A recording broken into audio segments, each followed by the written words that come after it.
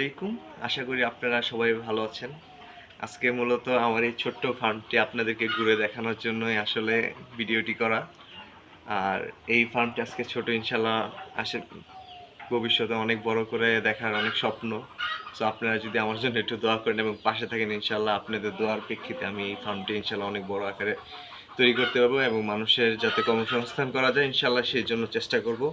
এবং প্রতিনিয়তই আমার ছোট ফার্মটি বড় হওয়ার আগ পর্যন্ত আপনাদেরকে খুঁটিনাটি যত কিছু আছে আপনাদের মাঝখানে পার্ট বাই পার্ট আমি তুলে ধরবো, এবং যাতে আপনারা প্রতিনিয়ত ইনশাল্লাহ পাবেন আমার ভিডিওগুলো।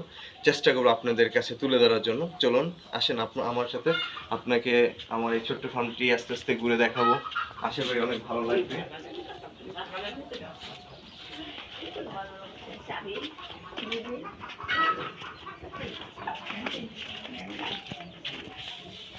এই যে প্রথম যে গরুটা, এটা হলো লালু।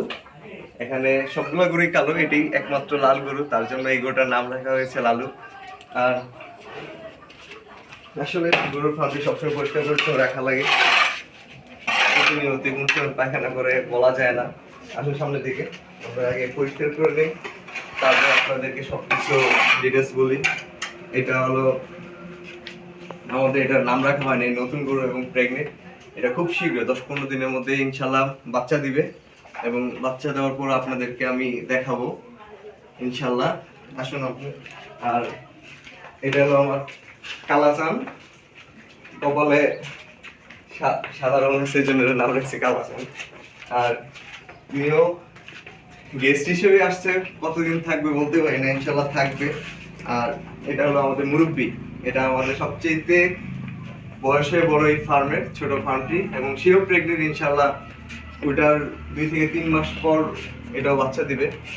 এবং শীতের দিন তো গরুগুলো খুবই শীতে কষ্ট করতেছে, লাইট দেওয়া হয় নাই এখনো, কিন্তু ইনশাল্লাহ লাইটের ব্যবস্থা করব। আর একটু সবসময় গরুর ফার্মটি পরিষ্কার পরিচ্ছন্ন রাখা লাগে, আবারও টয়লেট করে দিচ্ছে। আর ইনশাল্লাহ আপনারা সবসময় আমার জন্য একটু দোয়া করবেন, যাতে আমার এই ফার্মটি আস্তে আস্তে অনেক বড় সড়ো পরিসর নিতে পারি।